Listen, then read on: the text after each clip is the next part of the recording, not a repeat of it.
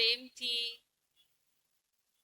મારી સાથે એકવાર ખૂબ સુંદર વિષય, આજનો દિવસ એટલો સુંદર છે. ખૂબ ભાગ્યશાળી આત્માઓ છો આજે તમે. નિમંત્રણ તો ઘણા બધાને મળ્યું, પણ આજે જે તમે અહીંયા બેઠા છો ને, ખૂબ ભાગ્યશાળી આત્માઓ છો. પરમાત્માની દુઆઓ,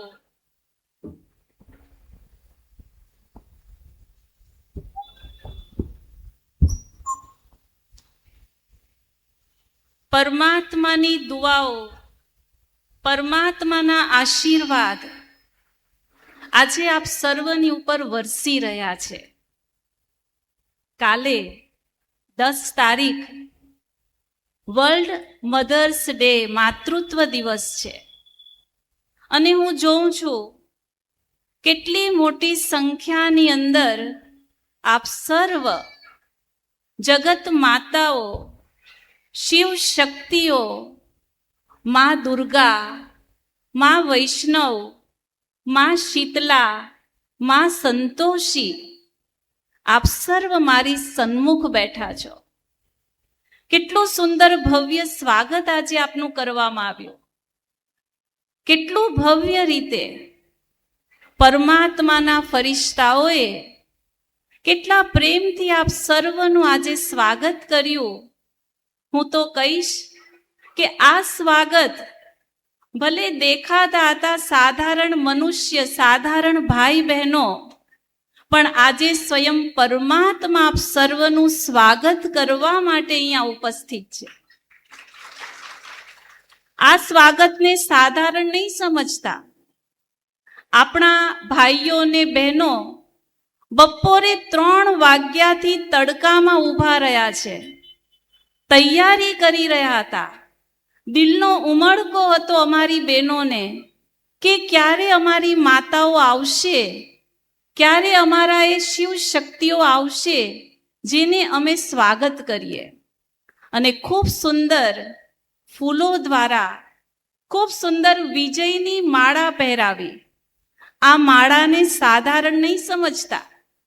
આજે તમારા ગળામાં જે માળા છે ને, એક દોરો નથી, પણ ભગવાને આપેલી વિજયનું પ્રતીક છે. અને એ માળાની અંદર જે વરદાન લખેલું છે, એ માળામાં તમને એક એક સ્વમાન આપેલું છે. કોઈ માળામાં લખેલું છે માં સંતોષી, કોઈ માળામાં લખેલું છે માં લક્ષ્મી, કોઈ માળામાં લખેલું છે માં વૈષ્ણવી, અને કોઈ માળામાં લખેલું છે માં શીતલા, માં ઉમિયા, માં જગદંબા. આ આજે ભગવાન તરફથી મળેલું તમને ટાઇટલ છે, વરદાન છે. જે ગુણો માં શીતલામાં છે, શીતલા દેવી, આજથી આ ગુણ તમારી અંદર આવી ગયો. જેને વરદાન મળ્યું છે, નામ મળ્યું છે માં સંતોષી, આજથી તમારું જીવન સદૈવ માટે સંતુષ્ટ થઈ ગયું. તમારા દ્વારા સર્વને સંતુષ્ટતા પ્રાપ્ત થવાની છે. આ સાધારણ દોરો નથી, આ સાધારણ માળા નથી. ભલે તમારા ઘરની અંદર, લોકરની અંદર સોનાના હજારો ઘરેણા પડ્યા હશે, તમે પહેરજો, એની પણ તમને ખુશી હશે. પણ આ જે માળા મળી છે ને, એને સદૈવ સાચવીને રાખજો. કબાટમાં તો સાચવજો જ, પણ દિલમાં સાચવીને રાખજો કે ભગવાને મને કહ્યું છે, હું માં લક્ષ્મી છું, હું માં ઉમિયા છું, હું માં સંતોષી છું. અને મારે મારા ઘરની અંદર, મારા પરિવારની અંદર, મારા આડોશી પાડોશી સર્વની સાથે એ ગુણ પ્રમાણે વર્તવાનું છે. કારણ કે ભગવાને તમને બધાને વરદાન આપી દીધું છે. એટલે જ હું કહું છું, આજે જે આ સભામાં પહોંચ્યા છો ને, મને ખબર છે અમારા બહેનોએ, અમારી માતાઓએ નિમંત્રણ તો હજારોને આપ્યું હશે, પણ પહોંચ્યા એમાંથી થોડા તમે છો. તો તમે તમારા માટે આજે તાળી વગાડો, કારણ કે તમે ખૂબ ભાગ્યશાળી આત્મા છો. આજે ખૂબ સુંદર વિષય લઈને ઘર બને મંદિર. દરેક ઈચ્છે છે કે મારું ઘર એ મંદિર બની જાય. મારો પરિવારમાં બધાને સુખ અને શાંતિ મળે, શાતા મળે, સુકૂન મળે. જેટલા પણ અહીંયા મારા માતાઓ બેઠા છો, કોઈક સાસુ છો, કોઈક વહુ છો, પણ દરેકની અંદર એક ભાવના છે કે મારા ઘરમાં સદૈવ સુખ શાંતિ રહે, મારું ઘર એ મંદિર બની જાય. તમે બધા જ મંદિરે જતા હશો વાર તહેવારે, કોઈને કોઈ પ્રસંગોપાત, ઘણા રોજ પણ જતા હશો. પણ જ્યારે આપણે મંદિરના 4 કે 8 પગથિયા ચડીએ છીએ, ભલે કોઈ પણ દેવી દેવતાઓનું મંદિર હોય, એ મંદિરમાં જતાની સાથે જ, એ દેવીઓના દર્શન કરતાની સાથે જ, એ દેવતાની મૂર્તિ જોતાની સાથે જ એમના ચહેરા પર, એમની આંખોમાં એક કરુણા છે. એમના ચહેરા પર હંમેશા હર્ષિત મુક્તા છે. એમનો હાથ હંમેશા વરદાની છે. અને એમને જોતાની સાથે જ મંદિરમાં ગયા, હાથ જોડીને ઊભા રહ્યા, અને દેવી દેવતા પર જ્યારે આપણી દ્રષ્ટિ પડે છે ને, ત્યારે જ આપણને શાંતિનો અનુભવ થાય છે. થાય છે ને? એ કશું બોલતા નથી, એ તો ખાલી જડ મૂર્તિ છે. પણ જતાની સાથે જ આપણને સુકૂન મળે છે, શાંતિ મળે છે, આપણા દિલનો ભાર ઉતરી જાય છે. એમ લાગે છે કે હું અહીંયા આવીને એકદમ હલકી થઈ ગઈ. આપણા ઘરને પણ હવે એવું મંદિર બનાવવાનું છે. મંદિરમાં ભલે જઈએ, પરંતુ આપણું ઘર જ મંદિર બની જાય તો? હા કે ના? અને એ મંદિર બનાવવાનો આધાર એ આપ સર્વ ચૈતન્ય મૂર્તિઓની ઉપર છે. પેલી મંદિરમાં તો જડ મૂર્તિ છે, પણ આજે મારી સામે આપ સર્વ કોણ બેઠા છો? ચૈતન્ય મૂર્તિઓ બેઠા છો. મંદિરમાં મૂર્તિની સામે જઈએ, આંખોમાં કરુણા છે. શું મારી આંખોમાં સર્વ માટે કરુણા છે? મારા ઘરના જેવા પણ સભ્યો છે, જે પણ લોકો છે, કદાચ કોઈનામાં કોઈ અવગુણ પણ છે, કદાચ કોઈનામાં કોઈ કમજોરી પણ છે, પણ એ મારા છે. એ મારા પતિ છે, એ મારી સાસુ છે, એ મારી વહુ છે, એ મારા સસરા છે, એ મારી દેરાણી છે, એ મારી જેઠાણી છે. ભલે એનામાં 1000 અવગુણો હશે, પણ એ મારા છે. અને એવી કરુણા શું આપણી આંખમાંથી નિરંતર વરસે છે? એવા વિચારો આપણા મનમાંથી નિરંતર પ્રવાહિત થાય છે? અને જેની અંદરથી એ વિચારો પ્રવાહિત થાય, એ ઘર મંદિર બને છે. મંદિરની મૂર્તિ, એની સામે કોઈ પણ જાય છે, ગરીબ જાય, તવંગર જાય, કોઈ પાપી જશે, કોઈએ કોઈ ખોટું કામ કર્યું હશે જશે, પણ મંદિરની મૂર્તિના ચહેરા પર સદૈવ ખુશી છે, હસતો ચહેરો છે. કોઈ દિવસ જોયો મંદિરની મૂર્તિનો ચહેરો ઉતરેલો જોયો? એવો જોયો ક્યારે ગુસ્સાવાળો જોયો? તમે બપોરે જાઓ, સવારે જાઓ, રાત્રે જાઓ, કોઈ પણ સમયે જાઓ, પણ એનો ચહેરો કેવો છે? સદૈવ ખુશીમાં છે. તો આપણે બધાએ પણ, આપણે સ્ત્રી, દરેક ઘરની સ્ત્રી, એ સાસુ છે કે વહુ છે, એના ચહેરાની અંદર હંમેશા ખુશી હોવી જોઈએ, હર્ષિત મુક્તા હોવી જોઈએ. આપણા ઘરમાં કોઈ પણ આવે, હું તો કહું, આપણા ઘરની થાકેલી વ્યક્તિ, ચાહે દીકરો છે, ચાહે પતિ છે, સાંજે થાકીને આવે છે, કંટાળીને આવે છે. કેટલા બધા કારખાનાની અંદર બોજરેશન છે, વધતી જતી મોંઘવારી છે, કેટલો બધો ટ્રાફિક છે, ધંધામાં કેટલી બધી ચેલેન્જ છે ને, આર્થિક રીતે કેટલું બધું જોવું પડે છે. આજે ધંધો સારો ચાલે છે, કાલે નથી ચાલવાનો. આ બધી ચિંતાઓ લઈને થાકેલો વ્યક્તિ, ચાહે દીકરો છે, ચાહે પતિ છે ઘરમાં સાંજે આવે છે, શું આવતાની સાથે જ એને આપણો ચહેરો હસતો જોવા મળે છે ખરો? અંદર પૂછજો પોતાને, આજે ખાલી સાંભળવાનું નથી, પૂછજો. આવતાની સાથે જ મારો એક ખુશીવાળો પ્રસન્નચિત ચહેરો છે કે મોઢું ચઢેલું છે? અને આવનારને તરત જ ખબર પડી જાય છે ઘરમાં કંઈક થયું છે, ઘરમાં કંઈક ઉપર નીચે થયું છે, આપણો ચહેરો જ બતાવી દે છે. અને પેલી વ્યક્તિ આવીને તરત જ બેમાંથી એકને પૂછે છે કંઈ થયું છે? ક્યારેક માને પૂછશે, ક્યારેક પત્નીને પૂછશે, અને બેઉમાંથી કોઈ જવાબ નહીં આપશે એટલે સમજી જશે કે જરૂર કંઈક થયું છે. હું ઘરની મંદિરની, મારા ઘરની મંદિરની મૂર્તિ છું. ગમે મારો ચહેરો હંમેશા ખુશ રહેવો જોઈએ. આવતાની સાથે જ વ્યક્તિને સંતુષ્ટતા મળવી જોઈએ. જે ઘરમાં આવી સ્ત્રી હોય ને એ ઘર મંદિર બને, એ ઘર સ્વર્ગ બને. આજે અમે તમને બધાને એટલે ભેગા કર્યા છે, ખાલી પ્રવચન સાંભળીને છૂટા થઈ જઈશું, તાળીઓ પાડીને જતા રહીશું એવું નહીં. તમે જ્યારે અહીંયાથી આ સ્થાન છોડીને ઘરે જાઓ ને, આપણું ઘર, આપણા ઘરમાં દરેકને આપણા દ્વારા સુખ અને શાંતિ મળવી જ જોઈએ. અરે આપણા ઘરમાં રાત્રે વ્યક્તિ આવે ને એને એમ થવું જોઈએ હું ક્યારે ઘરે જાઉં, હું ક્યારે ઘરે જાઉં. જો આપણા ઘરની અંદર આપસમાં આપણે આ જ રીતના કદાચ લડાઈ ઝઘડામાં રહેતા હોઈશું અને સાંજ પડે ને હંમેશા આપનું મોઢું ઉતરેલું હશે, તો ભાઈને પણ થશે, એ દીકરો હોય, એ પતિ હોય, એ સસરા હોય, એને થશે કે જલ્દી ઘરે જવું નથી.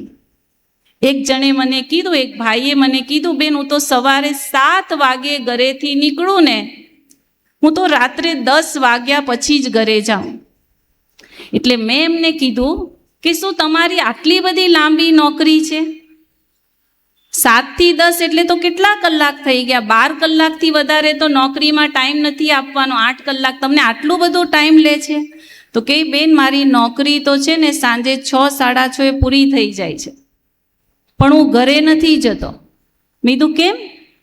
એમ કે ઘરે જો વહેલો જાઉં ને એટલે ઘરે યા તો મારી પત્ની યા તો મારી માં પેલીએ આમ કર્યું, તારી વહુએ આમ કર્યું, અને મારી વહુ કહેશે કે તમારી માએ આમ કર્યું, આમ નહીં કર્યું, આમ કર્યું. રોજ રોજ રોજ રોજ આ કચકચ કચકચ કચકચ ચાલ્યા જ કરે છે. એટલે મેં નક્કી કર્યું કે ભલે હું બીજા કોઈ કામમાં રહીશ, કદાચ હું ક્યારેક બગીચામાં જઈશ, પરંતુ રાત્રે ઘરે તો કેટલા વાગે જઈશ? 10 વાગે. અને 10 વાગે હું ઘરે જાઉં, ક્યારેક મારી માં સૂઈ ગઈ હોય, ક્યારેક પત્ની પણ સૂઈ ગઈ હોય, થાળી મૂકીને હું પ્રેમથી જમી લઉં, શાંતિથી સૂઈ જાઉં, અને સવારે વહેલો ઉઠી અને બેવના ઉઠતા પહેલાં હું ઘર છોડીને ચાલ્યો જાઉં છું. હવે તાળી નથી પાડવાની, આપણે તાળી નથી પાડવાની. તાળી કેમ પાડો છો? આ તાળી પાડવાનો વિષય નથી. જે વ્યક્તિ ઘરમાં કમાણી કરીને લાવે છે, જે વ્યક્તિ ઘરમાં આવે છે કે મને આ ઘરમાંથી સુકૂન મળશે. ઘર કોને કહેવાય? ઘર એને કહેવાય જેમાં પ્રેમ છે. ઘર એને કહેવાય જે મનનો વિસામો છે. ત્યાં આવતાની સાથે જ વ્યક્તિનો બધો ભાર ઉતરી જાય, અને ઘરથી જ પેલો વ્યક્તિ દૂર ભાગી રહ્યો છે, કારણ કે એને ખબર છે કે ઘરમાં જવીશ એટલે મને રોજની રોજ આ જ વાતો સાંભળવી પડશે. મારા બહેનો, મારી માતાઓ, મારે તમને નમ્ર એક વિનંતી કરવી કે આજથી આપણા ઘરની અંદર આપણો જે પરિવાર છે, જે ભાઈઓ છે, એની સાથે આપણો કોઈ પણ સંબંધ છે, આપણા થોડા ઘણા અનબનાવને કારણે એ વ્યક્તિને આપણે દુઃખ નથી આપવાનું. ઘર એટલે શું? ઘર એટલે જ્યાં લાગણી હોય, ઘર એટલે જ્યાં એકબીજાને સમજવાની ભાવના હોય. ઘર એટલે જ્યાં એકબીજાની સાથે એડજસ્ટમેન્ટ કરીને એકબીજાના ગુણ અને અવગુણને સમાવીને ચાલે એને કહેવાય ઘર. ઘર એટલે એવું નથી કે સરસ મજાની દિવાલો હોય, સરસ મજાનું ફર્નિચર હોય, સરસ મજાના પડદા હોય, આને ઘર ન કહેવાય. આજે આપણે એને ઘર સમજીએ છીએ કે ત્યાં બધી વસ્તુઓ છે, પરંતુ સાચું ઘર એને કહેવાય જ્યાં એકબીજા માટે પ્રેમ ભાવ હોય. અને એવા ઘર માટે આજે આપણે બધા અહીંયા ભેગા થયા છે. એવું ઘર આપણું બનીને રહે. તમે જુઓ, આજે વ્યક્તિ ઘરને સજાવવા માટે કેટલી મહેનત કરે છે ને. દરેક વ્યક્તિ ઘરને સજાવવા માટે મહેનત કરે છે, પણ અંદરની સજાવટનું ધ્યાન આપતી નથી. અંદરની સજાવટ એટલે મારે થોડું સહન કરવાનું છે, મારે થોડુંક છોડી દેવાનું છે, મારે થોડુંક જતું કરવાનું છે, મારે બધાને સાથે લઈને ચાલવાનું છે, એ ભૂલીને એ બહારની સજાવટની ધ્યાન આપે છે. અને કહેવાયું છે કે પૈસાથી મકાન બને છે, પૈસાથી ઘર નથી બનતું.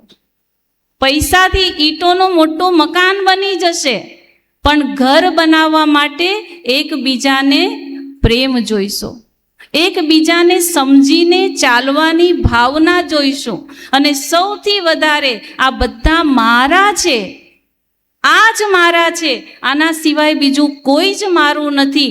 આ પરિવાર એ મારો પરિવાર છે, અહીંયા જ મારે જીવવાનું છે, અહીંયા જ મારે મરવાનું છે. આ બધાની લોકોની સાથે આ ભાવ હોય ને એને ઘર કહેવાય.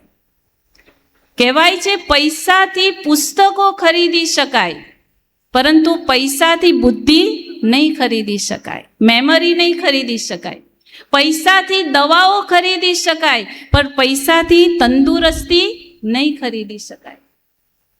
એના માટે આપણા જીવનની અંદર એકબીજા માટેનો સ્નેહ ભાવ જોઈએ. આમ પણ તમે જુઓ, આપણે ભારતીય સંસ્કૃતિ છે ને, એ ઘરની સંસ્કૃતિ છે. પરિવારમાં સાથે રહેવું એ ભારતીય સંસ્કૃતિ છે. વિદેશની સંસ્કૃતિ અલગ છે. છૂટા રહેવું, કોઈનું ધ્યાન નહીં રાખવું, છોકરાઓ પોતાની રીતના મોટા થાય, વૃદ્ધોને સરકાર સાચવે, અને પતિ પત્ની પણ બેઉ નોકરી પર જાય, ઘર લાગતું નથી.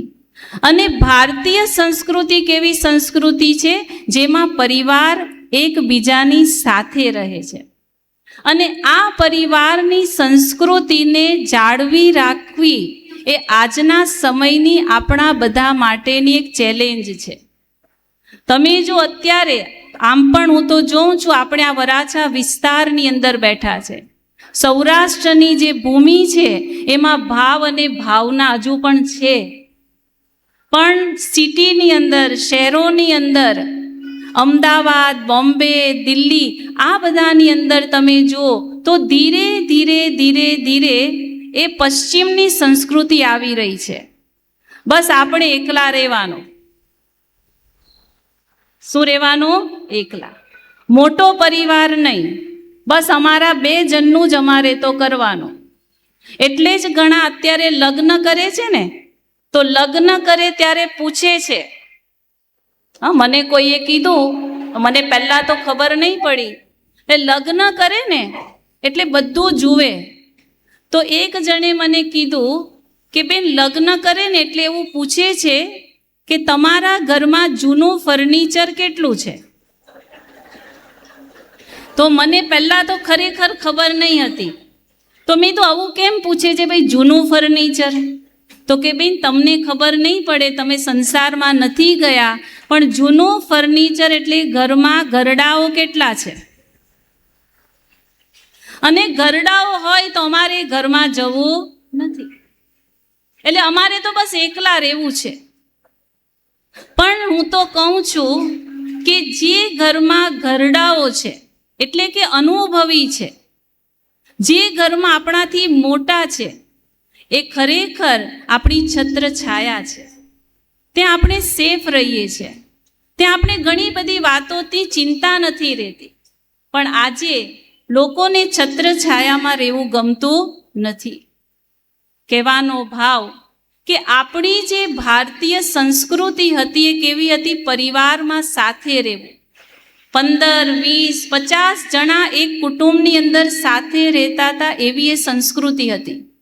અને આજે વધારે 5 જણા, 7 જણા, 10 જણા, 10 જણા હોય તો પણ એમ કે આટલા બધા લોકો, તમે આટલા બધા સાથે રહો છો. અત્યારે એવું થઈ ગયું છે, કારણ કે કોઈએ કોઈના માટે કંઈ પણ કરવું નથી. આજે દરેક વ્યક્તિ સ્વાર્થી બનતો જાય છે. બસ પોતાનું વિચારવું છે, મારે બીજાનું નથી વિચારવું. પણ જ્યારે તમે બીજાનું વિચારો છો, બીજા માટે કંઈક કરો છો, ત્યારે ઘર મંદિર બને છે. જ્યારે આપણે બીજા માટે કંઈક કરીએ છીએ, ત્યારે આપણા જીવનમાં આપણે સુખ મળે છે. તો દરેક ઘરની સ્ત્રી એ કહેવાય છે ઘરની લક્ષ્મી છે. તમે બધા કોણ છો? લક્ષ્મી. લક્ષ્મી બનીને આવ્યા હતા ને, જ્યારે ઘરમાં આવ્યા ત્યારે શું કહેવામાં આવ્યું? મારા લક્ષ્મી આવી. ઘરમાં જ્યારે તમે જુઓ દીકરીનો જન્મ થાય છે ને, તો પણ કહેવાય છે દેવી સ્વરૂપ અમારા ઘરમાં આવી. માં દુર્ગા આવી, માં લક્ષ્મી આવી. વહુ પણ ઘરમાં આવે છે ત્યારે આપણે શું કહીએ છીએ? લક્ષ્મી આવી. ઘરની નારી, ઘરની સ્ત્રી એ લક્ષ્મી છે. અને આમ પણ તમે જો જે ઘરમાં સ્ત્રી હોય ને, તો જે ઘર લાગે. સ્ત્રી વગરના ઘરની કલ્પના કરો, એ ઘર કેવું લાગશે? કલ્પના કરો. હું તો અહીંયા મારા જેટલા બહેનો બેઠા છે એમને કહું કે તમે બધા જ બહેનો કદાચ તમારા ગામ ચાલ્યા ગયા, હમણાં વેકેશન આવે ને, ઘરમાં ખાલી ભાઈઓ રહી ગયા, ખાલી 5 જ દિવસ જાઓ, વધારે નહીં, 5 દિવસ પછી ઘરે આવીને જો તો ઘર કેવું થઈ જાય? બધા હસવા માંડ્યા, બરાબર ને? ઘર ત્યારે છે જ્યારે ઘરમાં સ્ત્રી છે. સ્ત્રીનું ખૂબ મહત્વ છે. અને સ્ત્રી એ છે જે ઘરમાં બધાને જોડીને રાખવા વાળી કડી એ સ્ત્રી છે. બાળકોને, વૃદ્ધોને, પિયરને, સાસરાને આ જોડીને રાખતી કડી એ સ્ત્રી છે. સ્ત્રીમાં એ તાકાત છે કે આપણી જૂની પરંપરાઓને જાળવી રાખવી, એ પણ કળા સ્ત્રીની અંદર છે. વાર તહેવારે શું કરવું, કોને કયા સમયે આપણા ઘરમાં શું આપ્યું હતું, અને હવે આપણે પ્રસંગ આવ્યો તો આપણે શું કરવાનું, લેવડ દેવડ, આ બધું જ કરનાર કોણ હોય છે? સ્ત્રી હોય છે. અને જે ઘરમાં સ્ત્રી નથી એ ઘરને ઘર કહેવાય નહીં, એ ઘરને મંદિર પણ ન કહેવાય. પણ એ ઘરને મંદિર બનાવવાની પૂરેપૂરી જવાબદારી એ સ્ત્રીની છે. તો કહેવાનો ભાવ, આપ સર્વ ઘરની લક્ષ્મી છો. પરંતુ લક્ષ્મી પણ 3-4 પ્રકારની છે. ધનલક્ષ્મી, ધાન્યલક્ષ્મી, સૌભાગ્યલક્ષ્મી. અને આ સૌભાગ્યલક્ષ્મી, ધનલક્ષ્મી, ધાન્યલક્ષ્મી, આપણે આપણી અંદર આ બધા જ ગુણોને ધારણ કરવાના છે. આજે હું તમને થોડી ઘણી વાતો સંભળાવીશ. તમે તમારી અંદર ચેક કરજો કે શું હું ધનલક્ષ્મી છું, હું ધાન્યલક્ષ્મી છું, હું સૌભાગ્યલક્ષ્મી છું. અને નથી તો આજથી જ સંકલ્પ કરજો કે મારે મારા ઘરની ખરેખર લક્ષ્મી બનવું છે. ધનલક્ષ્મી કોને કહેવાય? ધનલક્ષ્મી એને કહેવાય જે ઘરમાં આવેલા ધનને, જે ધન આપણા ઘરમાં આવે છે એને સૌથી પહેલા સારામાં સારી રીતે વાપરે. જેટલું ધન આવે છે એ પ્રમાણે એની અંદર એ ઘરને ચલાવે. માર્ગે વાપરે, ખોટા રસ્તે નહીં જવા દે, ખોટો ખર્ચો નહીં થવા દે. અને એનાથી પણ આગળ ધ્યાનથી સાંભળજો, ધનલક્ષ્મી એને કહેવાય જે ધનને સુમાર્ગે તો વાપરે જ, પણ જે ધન આવે છે ને આપણા ઘરમાં, એ પણ સુમાર્ગે આવે ને, એની જવાબદારી એ બહેનોની છે. અને જે ધન આપણા ઘરમાં આવે છે ને, જે રીતનું ધન આવ્યું છે, સારા માર્ગે આવ્યું તો ઘરના બધાના વિચારો અને સંસ્કારો સારા બનશે. ધન જો ખોટા માર્ગે આવ્યું તો ઘરના બાળકોના અને બધાના સંસ્કારો વિકૃત બનવા માંડશે. આજે તમે જુઓ, ઘર ઘરમાં લોકો વ્યસન અને વિકારોના માર્ગે વળ્યા છે. એનું એક કારણ આ પણ છે. એનું એક કારણ આ છે કારણ કે ધન ખોટા માર્ગે આવી રહ્યું છે. પણ સાચી ધનલક્ષ્મી એ છે જે સુમાર્ગે ધન વાપરે અને સુમાર્ગે ધન આવે એનું પૂરેપૂરું ધ્યાન રાખે. આવું ઘર જે ચલાવે ને એને કહેવાય સાચી ધનલક્ષ્મી. અને આપણે એવા બનવાનું છે. આજે તમે જુઓ, જ્યારે પહેલેનો સમય હતો ને, લોકો બહુ સત્યવાદી હતા. લોકો ક્યારેય કંઈ ખોટું નહીં કરતા હતા. લોકોની જરૂરતો ઓછી હતી, બરાબર ને? સાદગીવાળું જીવન હતું, ભૌતિકતા ઓછી હતી, શ્રમવાળું જીવન હતું, થોડામાં થોડું ચલાવતા હતા. અને ત્યારે કદાચ કોઈને એમ કહેવામાં આવે ને કે હું થોડી તમને લાચ રૂશ્વત આપું છું, થોડું મારું આ કામ કરી આપો ને, ત્યારે એ લોકો એવું કહેતા હતા, એ ભાઈઓ એવું કહેતા હતા કે ના, મારાથી તમારી પાસે આ વધારાનું લેવાય નહીં. જો હું આ રીતના લાચ રૂશ્વત લઈશ ને તો મારે ઘરમાં છોકરાઓ છે, મારો પરિવાર છે, આવું ધન મારા પરિવારને બગાડશે. આવું લોકો કહેતા હતા. આજે સમય બદલાઈ ગયો. જરૂરિયાતો કરતાં ઈચ્છાઓ વધી. આ જોઈએ, આ પણ જોઈએ, આ પણ જોઈએ, આ પણ જોઈએ. આજે કદાચ કોઈ ફાઇલ પર વજન નથી મૂકતું.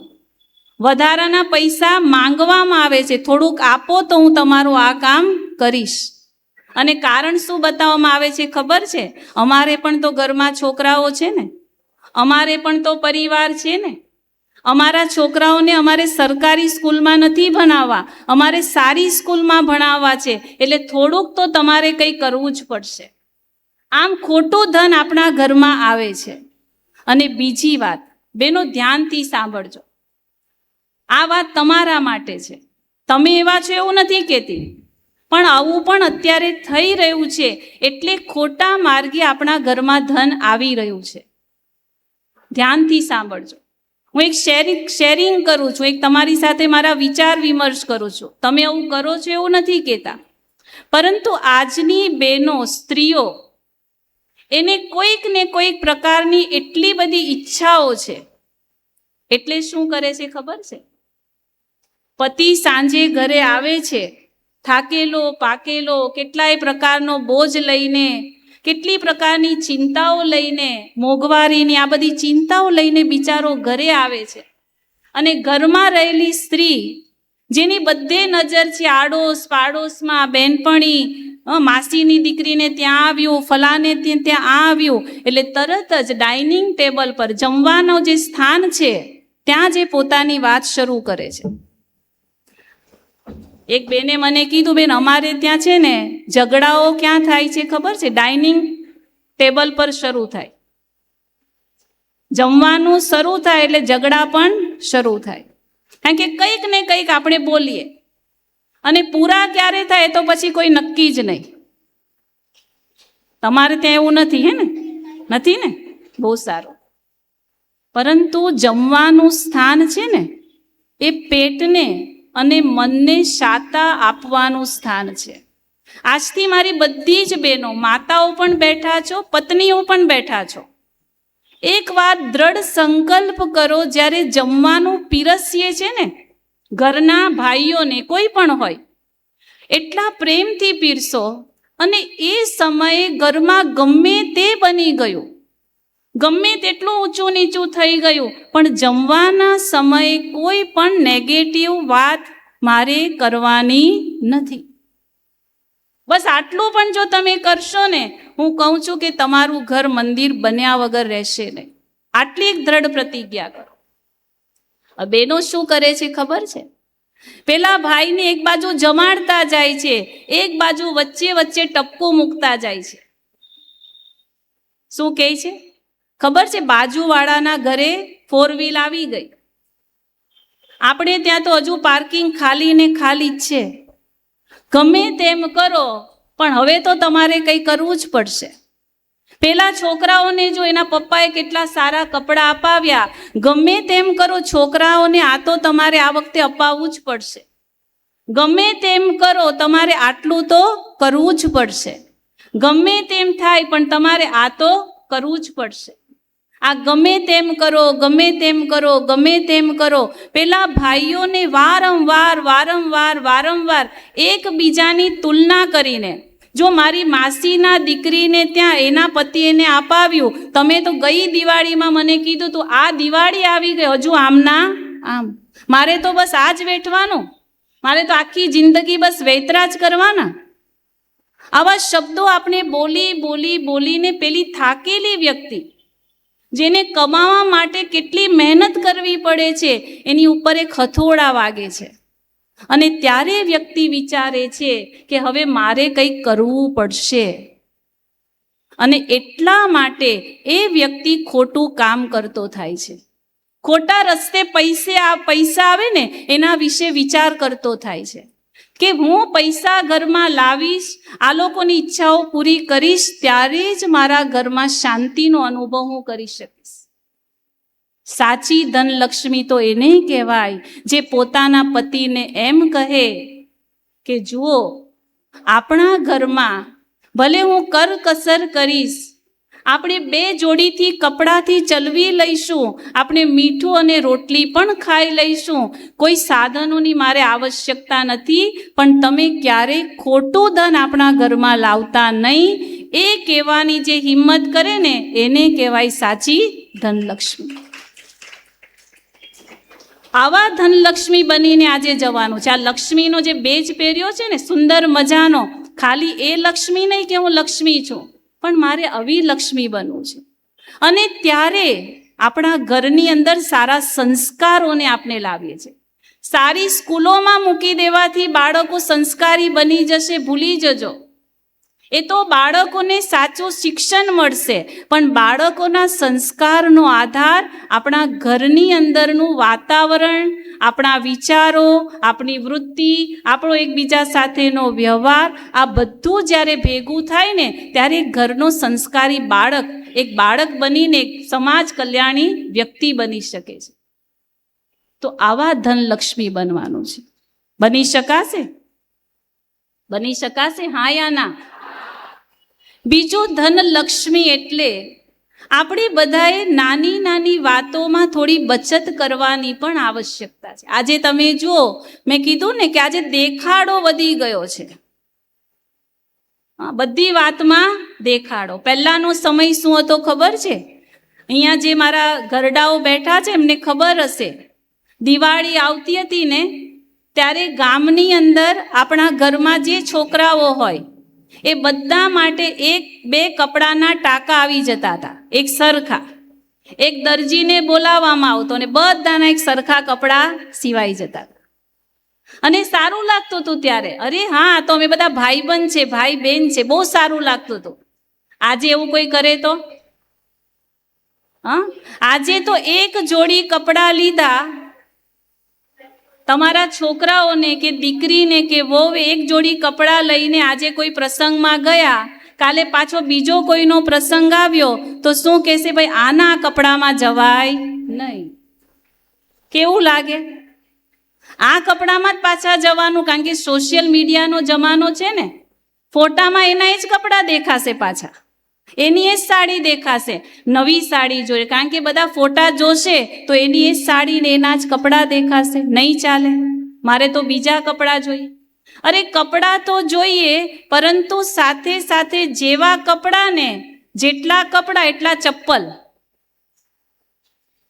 અમારે ત્યાં એક બેન આવ્યા, અમારે ત્યાં તો તમને એમ થાય બેન તમને આ બધું ક્યાંથી ખબર છે? કારણ કે અમારે ત્યાં બહુ બધા તમારા જેવા માતાઓ આવે, એમના દિલની બધી વાતો અમને સંભળાવે.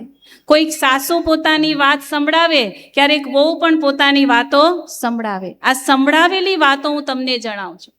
એક બેને મને કીધું કે બેન, દીકરાની કમાણી તો બહુ ઓછી છે અમારા ઘરમાં, માંડ 15-20 હજાર છે, લગ્ન કરેલું એનું દેવું પણ હજુ તો બાકી છે ચૂકવવાનું, પણ મારી વહુ પાસે એટલા બધા કપડાં છે, એને એકના એક કપડાં પહેરવા તો ગમતા જ નથી. રોજ નવા નવા કપડાં, રોજ નવા નવા કપડાં, અને જેટલા કપડાનું કબાટ છે ને એટલી ચપ્પલનું પણ કબાટ છે. સાસુ ખુશ થાય છે કે બેન થોડુંક સંભળાવો, બરાબર છે, આવું જ છે. હું એમ નથી કહેતી કે આપણે કપડાં નથી પહેરવાના કે નથી ખરીદવાના ને આવા સફેદ યુનિફોર્મમાં તમે બેસી જાઓ, એવું નથી કહેતી. પણ આપણા ઘરની જે પરિસ્થિતિ છે, આપણા ઘરનું જે વાતાવરણ છે, બીજાના ઘરના તુલના આપણે આપણા ઘર સાથે નથી કરવાની, અને એ રીતના ધનને વાપરવાનું છે, એ રીતના ધનને બચાવવાનું છે. આજે તો શું થાય છે, બેગાની શાદી મેં અબ્દુલ્લા દીવાના. બીજાના ઘરમાં લગ્ન હોય પણ 5 જોડી કપડાં આપણા ઘરમાં આવે છે. હા યા ના? એવું જ છે.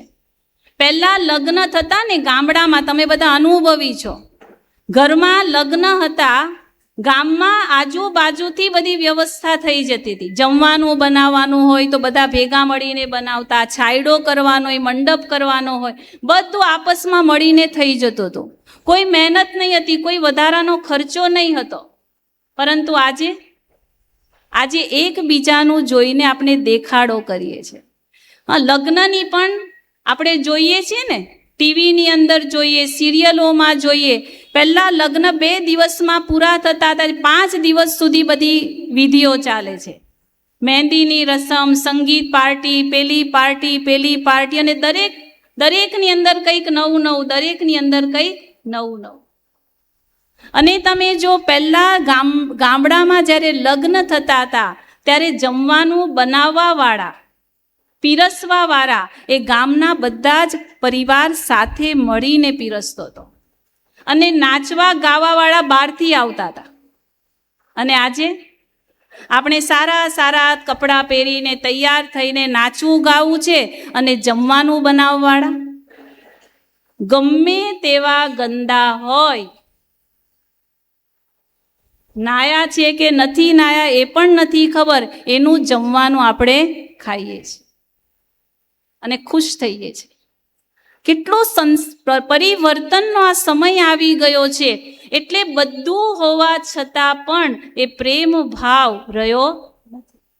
ધનલક્ષ્મી એને કહેવાય કે ખોટા દેખાડામાં પોતાના ધનને વાપરે નહીં.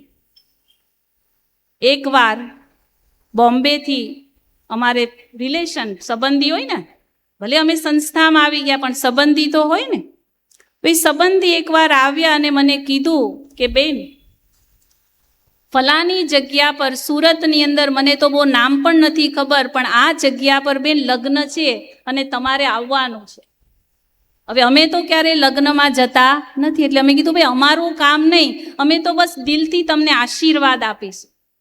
પણ એમ કે બેન તમે એકવાર આવીને જુઓ તો ખરા, તમને ખબર તો પડે. મને બધું સંભળાવે છે. મેં તો એમાં શું જોવાનું, લગ્નમાં શું જોવાનું? એમ કે ના બેન, બહુ સરસ જમણવાર રાખેલો છે, રિસેપ્શન રાખેલું છે. અને એને મને કીધું કે રિસેપ્શનમાં આખું મેનુ બતાવ્યું. 10,000ની એક થાળી છે. કેટલાની? એક થાળી 10,000ની. અને 150 બેન એની અંદર કાઉન્ટર રાખેલા છે. તો હું તો છક થઈ ગઈ, 150 કાઉન્ટર એટલે 150 વસ્તુ જમવાની થઈ ને. તો મેં કીધું કે બીજે દિવસે તમે ત્યાં જઈને જોશો ને તો કેટલો ગંદવાદો પડ્યો હશે. કોણ કેટલું ખાશે? ખાઈ ખાઈને વ્યક્તિ કેટલું ખાશે? પણ બીજાને બતાવવા માટે 2 વ્યક્તિ જીવન શરૂ કરી રહ્યા છે. 2 વ્યક્તિ, લગ્ન એટલે 2 વ્યક્તિ સાથે મળીને જીવન શરૂ કરી રહ્યા છે. એમાં આટલો બધો દેખાડો કરવાની શું જરૂરત છે? અને કદાચ જેની પાસે છે એ તો થોડું ઘણું કરે તો ચાલે, પણ જેની પાસે નથી ને એ પણ બીજાનું જોઈને દેવું કરીને પણ એ દેખાડો કરે છે ને, સૌથી ખોટું છે. આજથી પ્રતિજ્ઞા કરી લો, મારા ઘરમાં મારી જેટલી ચાદર છે ને એટલો જ મારે પગ લાંબો કરવાનો છે, ત્યારે આપણું ઘર સુખી રહેશે. અને પછી કરુણ વાસ્તવિકતા હું તમને સંભળાવું, જે ભાઈએ મને પછી સંભળાવી, ધ્યાનથી સાંભળજો. જે 150 કાઉન્ટર રાખેલા, જે 10,000ની થાળી હતી ને, 1.5 વર્ષ પણ એ લગ્ન સફળ થયા નથી. 1.5 વર્ષ પછી એ બે વચ્ચે ડાયવોર્સ થઈ ગયા. હું તો કહું 150 થાળી નહીં રાખી હતી ને તો ચાલતે,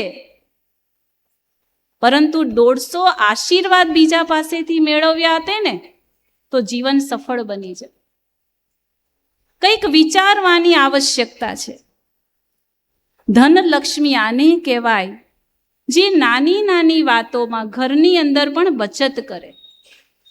સાસુ અને વહુની અંદર ક્યારેક એવું બનતું હોય છે કે સાસુએ બચત કરીને અહીંયા સુધી ઘરને લાવ્યા અને વહુને થોડીક શિખામણ આપે છે કે બેટા થોડુંક બચાવ, થોડુંક ઓછું વાપર, પંખો બંધ કરી દે. આજે તો શું આદત પડી ગઈ છે, બધા રૂમમાં પંખા ચાલુ. જરૂરત છે અને પંખો ચાલુ કરો બરાબર છે, પણ ત્યાંથી નીકળી ગયા એટલે સ્વિચ તરત શું થઈ જવી જોઈએ, બંધ થઈ જવી જોઈએ. અને આજે કોઈ સાસુ પોતાના વહુને જરા કહે તો શું થાય છે? બસ તમારે તો ટક ટક જ કર્યા કરવાની, આમાં 2-5 રૂપિયામાં શું વધારે લૂંટાઈ જવાનું હતું, તરત આપણે એવું વિચારી લઈએ છીએ. પરંતુ ના, આપણા સાસુઓ જ્યારે આપણને આ કહે છે એ થોડું કહેવાય છે ને, ટીપે ટીપે સરોવર ભરાય. એમ ટીપે ટીપે સરોવર ખાલી પણ તો થાય ને, ભરાય તો એ પ્રમાણે ખાલી થાય. થોડું થોડું બચાવેલું હશે તો આપણને કામ લાગશે. અને સાસુએ પણ એ વાત યાદ રાખવાની જરૂરત છે કે જ્યારે આપણે કોઈને કહીએ છીએ, આપણી વહુને શીખવીએ છીએ, તો બોલવાનો ટોન કેવો હોવો જોઈએ? પ્રેમપૂર્ણ હોવો જોઈએ. કડકાઈ વાળો નહીં, ટોન્ટિંગ વાળો નહીં. મારી જગ્યા પર તમે હતે ને, મારા સાસુ તો એવા ને, તમે તો કોઈ ચાલતે જ નહીં. ઘડી ઘડી જો આપણે આ શબ્દ બોલીએ છીએ ને તો વહુ એક દિવસ એવો આવશે કે તમારી કોઈ વાત સાંભળશે નહીં. એને પ્રેમથી સમજાવો, એને પોતાના બનાવો અને પછી ધીરે ધીરે વાત શીખો. પહેલા જ દિવસથી કોઈ વાત શીખવવા માંડશો તો કોઈ શીખવાનું નથી. અને દરેકે થોડીક સહન શક્તિ પણ કેળવવાની આજના સમયે ખૂબ જરૂરત છે. આજે હું જોઉં છું આ ટેકનોલોજીના સમયમાં, સુવિધાના સમયમાં, સુવિધા વધી ગઈ છે આપણા ઘરમાં, ટેકનોલોજી એટલી બધી વધી ગઈ છે, પણ સહન શક્તિ ઘટી ગઈ છે. કોઈનાથી કોઈનું કશું એ સહન થતું નથી. થાય છે? થાય છે? એક નાનકડી હું તમને ઘટના સંભળાવું. એક લગ્ન થયું, નવું નવું, પતિ પત્ની શહેરમાં રહેતા હતા, સાસુ સસરા ગામમાં રહેતા હતા. ધ્યાનથી સાંભળજો. આજે જલ્દી જવાની ઉતાવળ નહીં કરતા. આજે અહીંયાથી બહુ સરસ ભાથું લઈને જવાનું છે. અને આ બધી વાતો એ જીવનમાં ખૂબ ઉપયોગી બનવાની છે.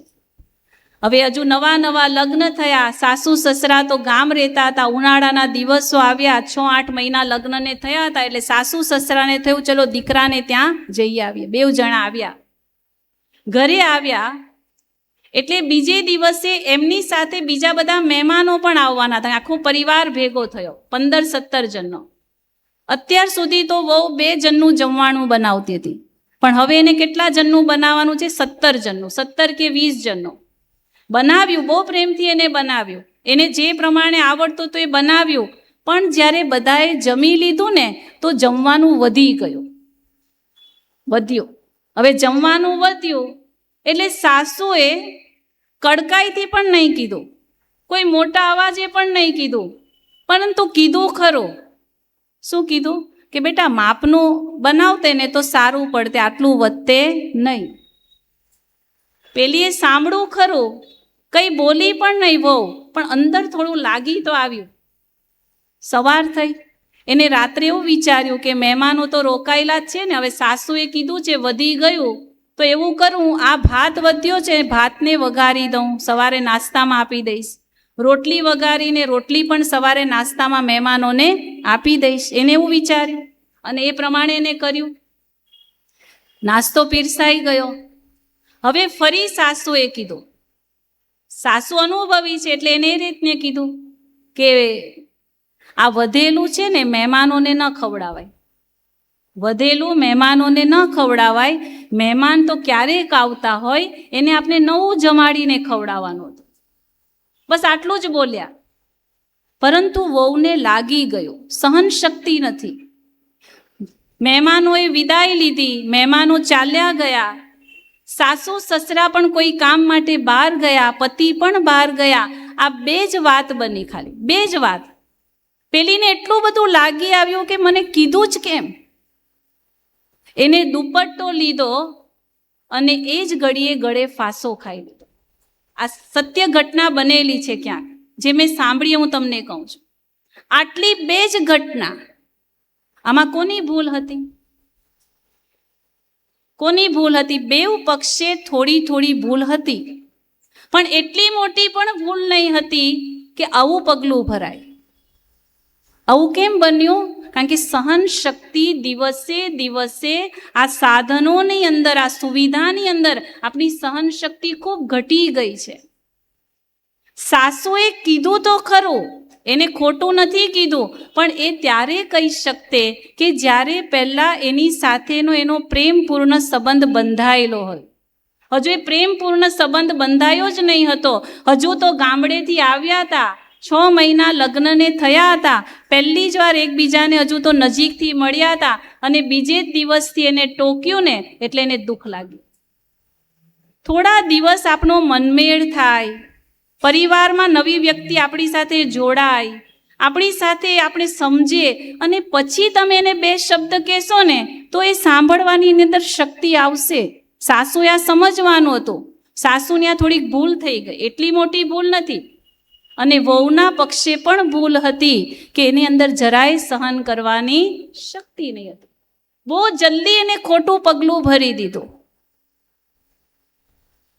તો આજના સમયે અહીંયા જેટલા પણ મારા વડીલો બેઠા છો, મારાથી બધા વડીલો છો, હું તમને બધાને એક વાત કહું કે તમારી સહન શક્તિ તો વધારો જ, પણ આજના જે બાળકો છે ને, આપણા આ બાળકો, તમારા ઘરમાં જે નાના નાના બાળકો છે ને, એની પણ સહન શક્તિ વધારવાની પ્રેરણા આપો.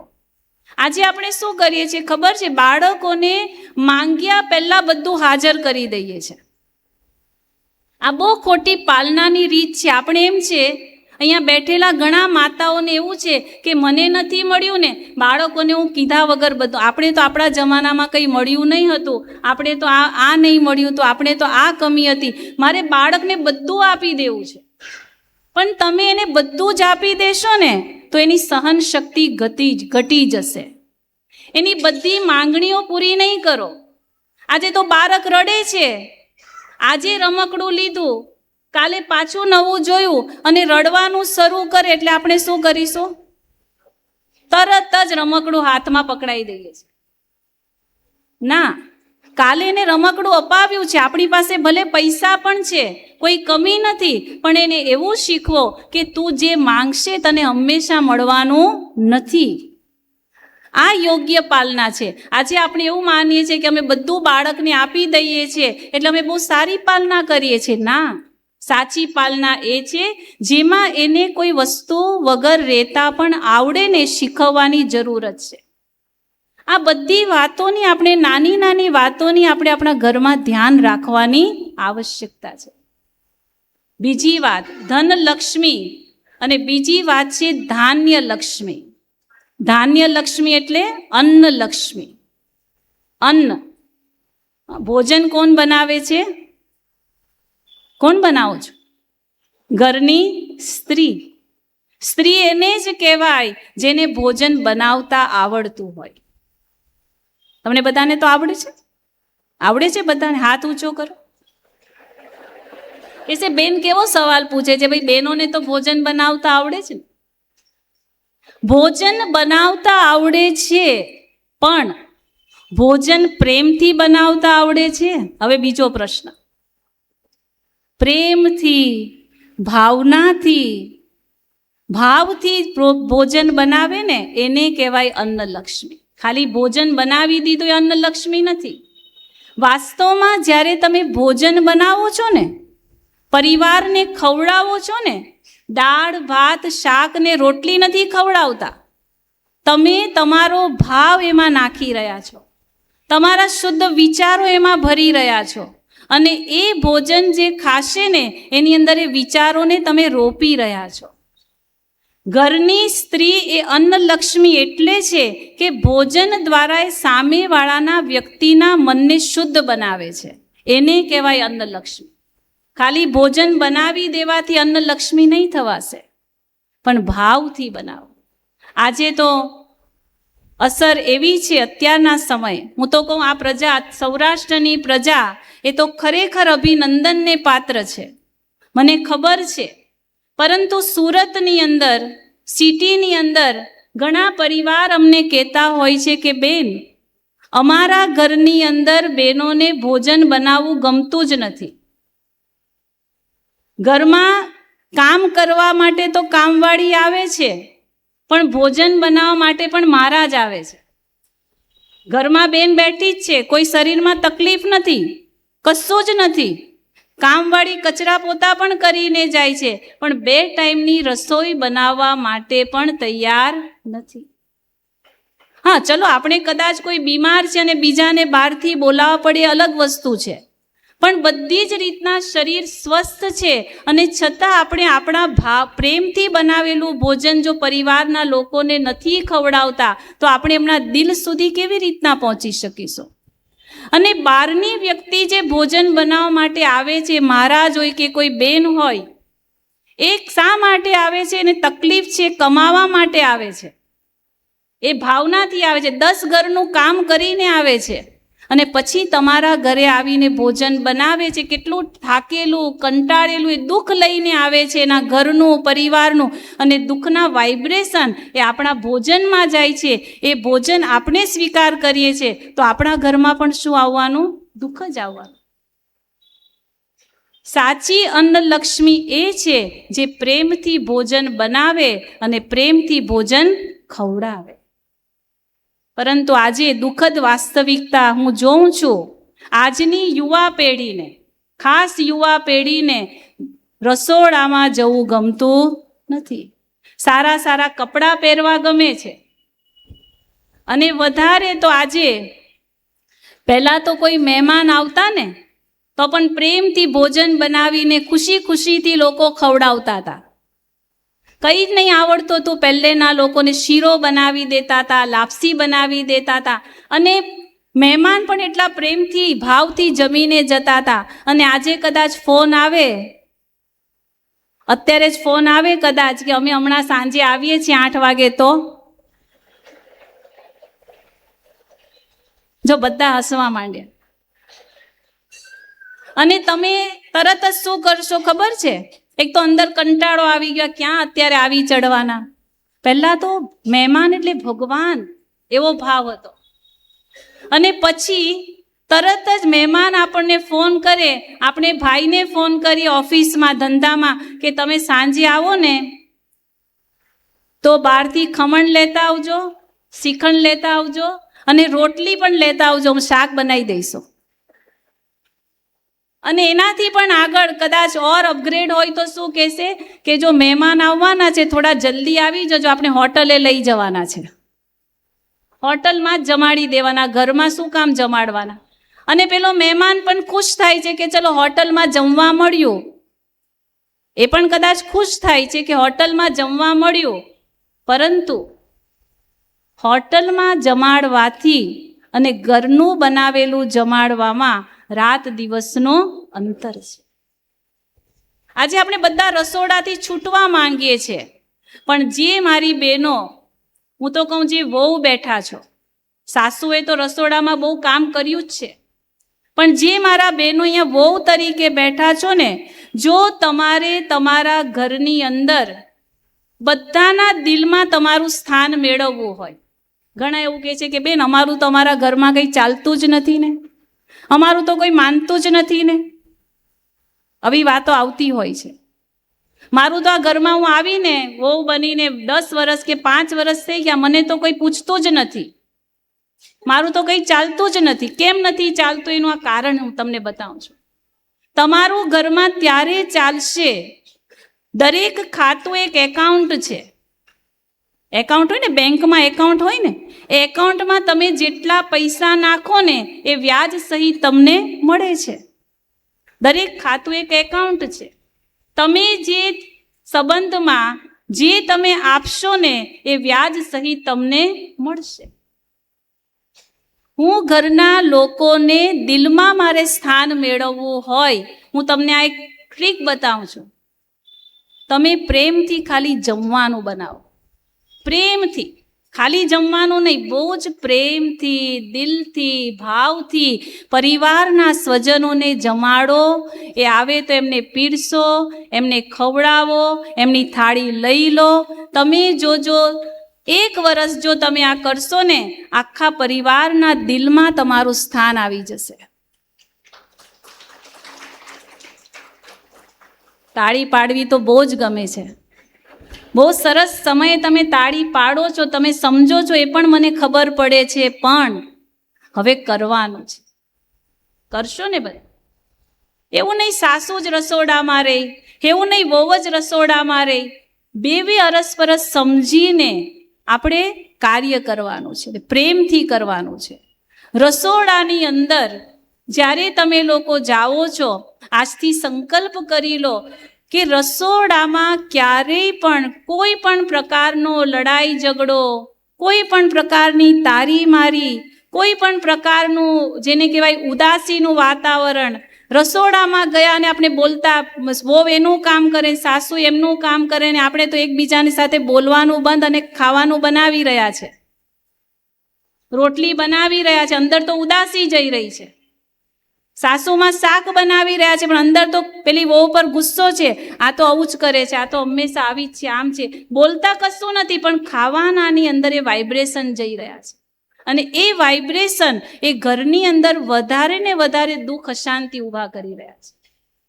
તો સાચી અન્ન લક્ષ્મી તો એ છે જે પ્રેમથી જમવાનું બનાવે. આપણા ભારતની, વિશ્વની અંદર એક સ્પર્ધા યોજાય છે, વિશ્વ સુંદરી, જે આખા વિશ્વની અંદર સુંદર સ્ત્રી હોય ને એને ઇનામ મળતું હોય. તમને કદાચ ખબર હશે, તમે તો જોતા પણ હશો. 8-10 વર્ષ પહેલા મેં સાંભળેલી આ વાત છે, જેમાં એક આપણા ભારતની બેન મિસ વર્લ્ડ બન્યા. અને મિસ વર્લ્ડ જ્યારે બને ને એમાં એની શારીરિક સુંદરતા તો જોવાય, પરંતુ છેલ્લે જે 5 સિલેક્ટ થાય ને એમાંથી એની ખાલી સુંદરતા ના જોવાય, સુંદર તો છે જ, પણ એની સાથે સાથે એના વિચારો જાણવામાં આવે, એને પ્રશ્ન પૂછવામાં આવે અને એ પ્રશ્નનો એ કેવી રીતના જવાબ આપે છે ને એટલે ખબર પડે એની અંદર શું છે. એને આધારે એને પહેલો નંબર મળે. અને આપણી ભારતની જે બેનનો પહેલો નંબર આવ્યો હતો ને, એને કયો પ્રશ્ન પૂછવામાં આવ્યો હતો? એને પૂછવામાં આવ્યું કે તમે કઈ નોકરીને, કઈ જોબને, કયા કામને સૌથી મહત્વનું માનો છો? કઈ નોકરી, કઈ જોબ, કયા કામને તમે સૌથી મહત્વનું માનો છો? અને પેલી બેન જે મિસ વર્લ્ડ બન્યા પછી એને જવાબ આપ્યો, એ ભારતની બેન હતી, એને જવાબ આપ્યો કે હું સૌથી વધારે શ્રેષ્ઠ નોકરી, જોબ એ માની જોબને માનું છું. માની નોકરી એ સૌથી સારામાં સારી નોકરી છે. 365 દિવસ વગર રજાએ કામ કરે છે. એને કામની કોઈ ગણતરી નથી, એ કામનો પગારની ડિમાન્ડ કરતી નથી, એને કામની રજા નથી. એ કામ કરે છે પણ એનું કામ ફક્ત આપવા માટે છે, લેવા માટે નથી. એટલે સૌથી સારી જોબ, સૌથી સારી નોકરી એ કોણ કરે છે? એક માં કરે છે. અને આ જવાબ પર એ મિસ વર્લ્ડ બની. વિચાર કરો, કેટલું મોટું કાર્ય ભગવાને આપણે બધાને સોંપેલું છે અને એ કાર્યને આપણે સુચારુ રૂપે પૂરું કરવાનું છે. બહેનો, આજે જે તમે બધા અહીંયા બેઠા છો, કેટલું સુંદર ભગવાને આ પરિવાર આપ્યું છે. કહેવાય છે સોમવાર, મંગળવાર, બુધવાર બધા વાર સારા, પણ સૌથી સારો વાર એ પરિવાર છે. અને આ પરિવારની અંદર સાસુ અને વહુનો સંબંધ એવો છે, હું તો કઈ સાસુ અને વહુ શબ્દ કાઢી નાખો, માં અને દીકરીનો સંબંધ છે. આજના દિવસે આપણે જે બધા અહીંયા બેઠા છો ને, એક પરિવારના બેઠા છો, આજના દિવસે અહીંયા બધું ખાલી કરીને જવાનું છે. લગ્ન કરીને આવ્યા વર્ષો થયા, 5 વર્ષ, 10 વર્ષ, 15 વર્ષ, કદાચ મનની અંદર કઈ મનમુટાવ હોય, કઈક એવી વાતો સાસુથી કહેવાઈ ગઈ છે, ક્યારેક કોઈ વાત વહુથી કહેવાઈ ગઈ છે, પણ એ વાતોને મનમાં પકડીને નહીં રાખતા. ભૂલી જાઓ અને માફ કરો, ભૂલી જાઓ અને માફ કરો. પકડીને રાખશો ને, કોઈ પણ વસ્તુને પકડીને રાખશો ને, તો સૌથી વધારે દુઃખી આપણે થઈશું. સાસુ પણ કદાચ કોઈ બોલી ગયા છે ને, આજે શું કરી દઈશું? એ વાતોને માફ કરી દઈશું. અને સાસુએ પણ વહુની દરેક વાતોને દીકરી સમજીને માફ કરતા શીખો. કરી શકાશે કે નહીં? આજે સાસુ અને વહુના સંબંધમાં આટલી દૂરી આવી છે, એનું એક કારણ કહું શું છે? એનું એક કારણ એ છે, આ મોબાઈલ ફોન છે. હજુ પણ કેટલાક મોબાઈલમાં જ લાગેલા છે. તમે જો સવારે ઉઠતાની સાથે આપણે મોબાઈલ, ઘણા બહેનો, ઘરડાઓ નહીં પણ યુથ હશે ને, પહેલા મોબાઈલ, અને મોબાઈલ જ્યારે જોઈએ છીએ ને, તમે બધા તો ઓછો વાપરતા, મોબાઈલ તમે જ્યારે જુઓ છો ત્યારે આપનો કેવી રીતના હોય છે ચહેરો? આ રીતના હોય છે ને, હોય છે કે નહીં? ક્યારે આમ નથી હોતું. શું હોય છે? આમ. જેની સાથે આપણે મોબાઈલમાં વાત કરીએ છીએ, કોઈને કોઈ બેનપણી હશે, કોઈને કોઈ બીજા આપણા સગા સંબંધીઓ છે, જે દૂરના સગા સંબંધી છે, જેને ક્યારેક આપણે મોબાઈલ દ્વારા મિત્ર બનાવ્યા છે, એ બધાની સાથે ઝૂકી ઝૂકીને વાત કરીએ છીએ. અજાણ્યા રિશ્તાઓ છે બધા, કોઈ કામમાં આવવાના નથી, અને ઘરના લોકોની સામે થોડું પણ ઝૂકી શકતા નથી. ઝૂકવાનું ક્યાં છે? ઘરના લોકોની સામે. અને ઝૂકીએ છીએ ક્યાં? જ્યાં નથી ઝૂકવાનું ત્યાં ઝૂકીએ છીએ. બીજું આ મોબાઈલ છે ને, પહેલા તમે જો લગ્ન થતા હતા, એક ગામથી બીજે ગામ લગ્ન થતા હતા. આજે તો બધું અંદર અંદર જ હોય છે, વરાછા ને પાસોદરા ને સરથાણા ને, બરાબર, લગ્ન થઈ ગયા, આપણે બધા સિટીમાં છે, અને પાછો ફોન છે.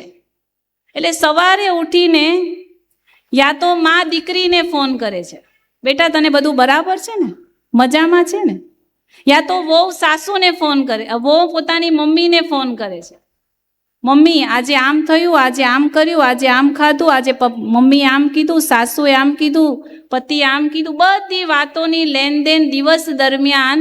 મને લાગે છે વહુ લગ્ન કરીને આ ઘરે આવી છે, પણ એનો તંતુ ક્યાં જોડાયેલો છે?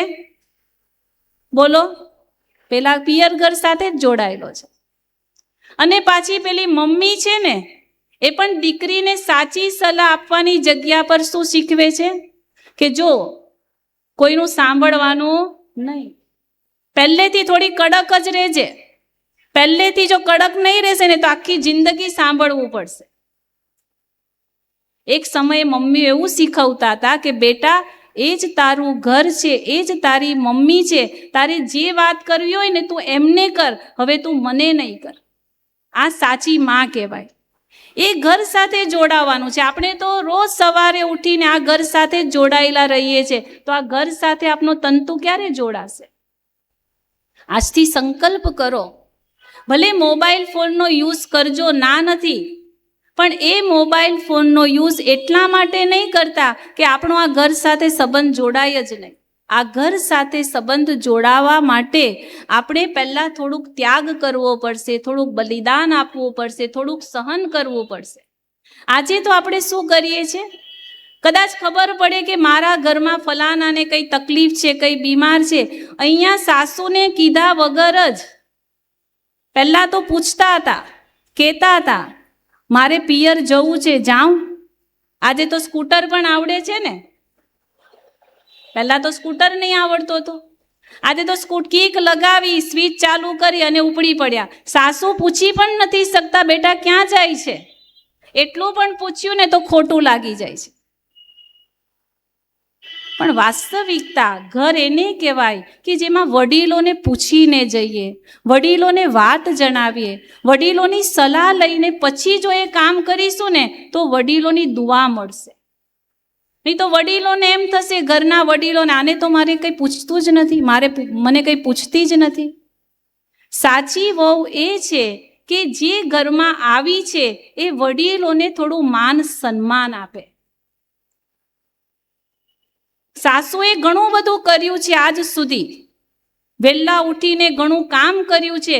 આજે આપણે ઘરમાં આવ્યા ને, મારી જવાબદારી છે, હું ભલે મારા ઘરમાં 7 વાગે ઉઠતી હોઉં, 8 વાગે ઉઠતી હોઉં, પણ હું આ ઘરમાં આવી છું, થોડી વહેલી ઉઠીને 2 કામ જો વધારે કરી લઈશ તો સાસુ કેટલા ખુશ થશે.